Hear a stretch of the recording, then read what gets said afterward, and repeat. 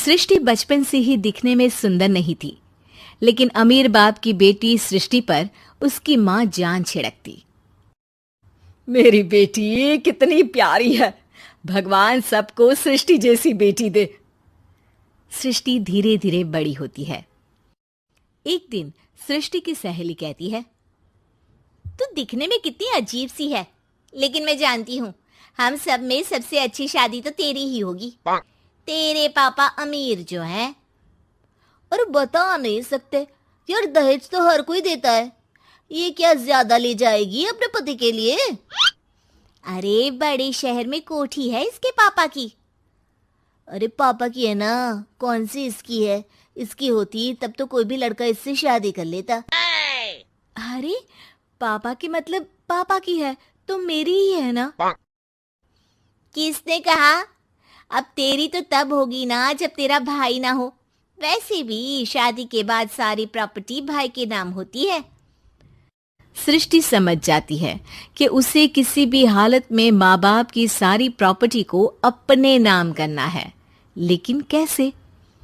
एक दिन सृष्टि का भाई शीनू कहता है, बहन क्या कर रही है? तुझसे एक बात करनी है। अरे हाँ हाँ करना, मैं तो तेरी बहन हूँ। बहन मेरी लाइफ में ना एक लड़की है, बहुत अच्छी है।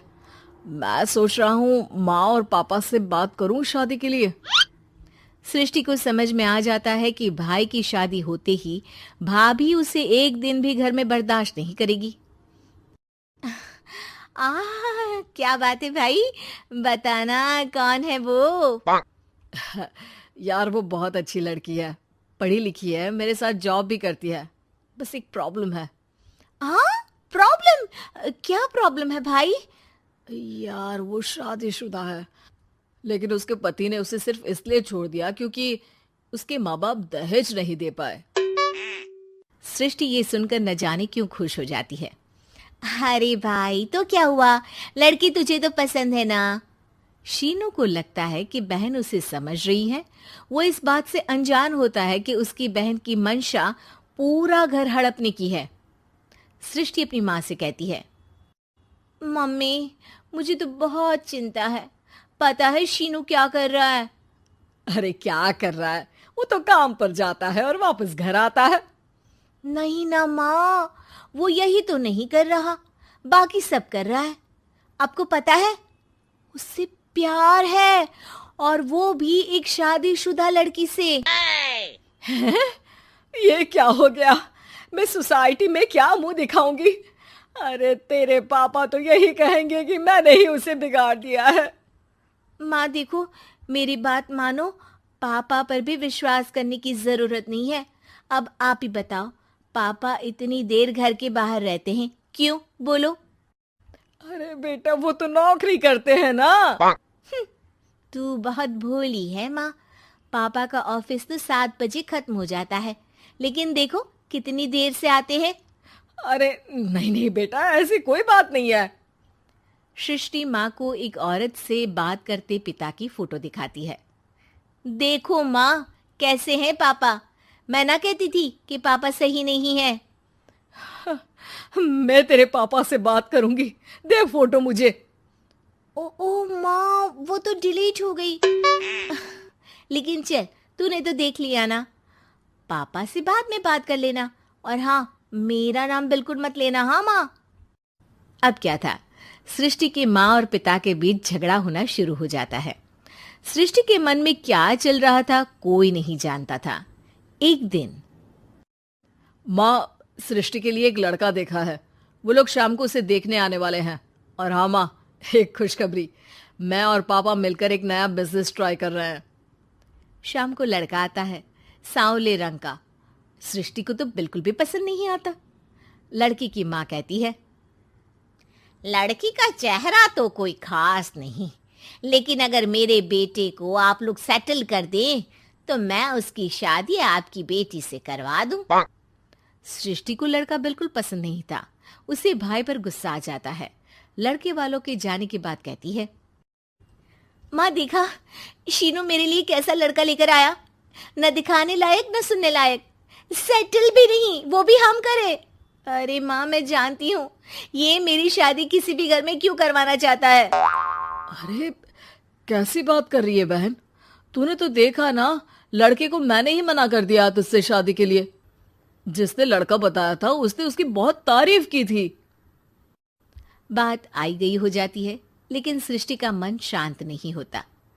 क्या करूं, कुछ समझ में नहीं आ रहा। मेरी शादी हो गई तो ये लोग पूरी प्रॉपर्टी शीनू के नाम कर देंगे, मेरे हाथ तो कुछ लगेगा ही नहीं। तभी सृष्टि को आइडिया आता है। वो किसी वकील को फोन करती है। जी देखिए, अगर आपके मम्मी पापा का तलाक हो जाता है तो आपके पिता की आधी प्रॉपर्टी आपकी माँ के नाम हो जाएगी, फिर उसे वो किसी को भी दे सकती है। सृष्टि अब माँ को बेटे के खिलाफ भरती है। माँ, शीनू पर नजर रखा करो। वो जिस लड़की के प्यार में है ना, वो शादीशुदा है। यहाँ आएगी, सारा पैसा, रुपया, जमीन, जायदाद सब हड़प लेगी। पापा का भी हाल तुमसे छुपा नहीं है। ऐसा ना हो कि मैं और आप एक दिन सड़क पर भीख मांगे। हे भगवान, मैं तो जीते जी मर जाऊंगी अगर ऐसा हो गया तो। ऐसा हो गया नहीं माँ, ऐसा ही होगा। अभी समय है, आगे का सोच लो। मैं तो कहती हूँ पापा से आधी प्रॉपर्टी लेकर अलग हो जाओ। पापा की आधी प्रॉपर्टी भी हम लोगों को अगर मिल जाती है ना, तो अगले 7 जन्म सफल समझो। बेचारी माँ बेटी के कहने पर पति से तलाक लेकर अलग हो जाती है। सृष्टि अब पैसों से गाड़ी और अपने दूसरे महंगे शौक पूरे करने लगी। उसके दोस्त भी उसके पैसे इस्तेमाल करते। सृष्टि, कल तुम कहाँ थी? मैं सारा दिन घर पर अकेली थी। तो मैं क्या करूं? मैंने ठेका तो नहीं लिया है ना तुम्हें संभालने का। माँ को सृष्टि से ये उम्मीद नहीं थी। वो बैठकर रोने लगती है। वहीं उसका पति यानी कि सृष्टि के पिता आ जाते हैं। मैं जानता था कि तुम्हारा यही हाल होगा, तो आपने मुझे रोका क्यों नहीं? मैं रोकता तो तुम रुकती क्या? सृष्टि के कहने पर तुमने मुझ पर अपने बेटे पर शक किया, लेकिन तुम ये भूल गई कि कैसे हम दोनों ने मिलकर जीवन में इतना सब खड़ा किया। माँ पति के गले लग जाती है। मुझे माफ कर दीजिए, मैंने आपकी कमाई का एक बड़ा हिस्सा गवा दिया। कोई बात नहीं, तुम साथ हो तो मैं ऐसी 7 प्रॉपर्टी खड़ी कर दूंगा। तभी वहां सृष्टि आ जाती है रोते हुए। माँ, मयंक ने मुझे छोड़ दिया। वो बोल रहा था जब तक मेरे पास पैसे थे तब तक ही वो मेरे साथ था। पापा, माँ, मुझे माफ कर दीजिए।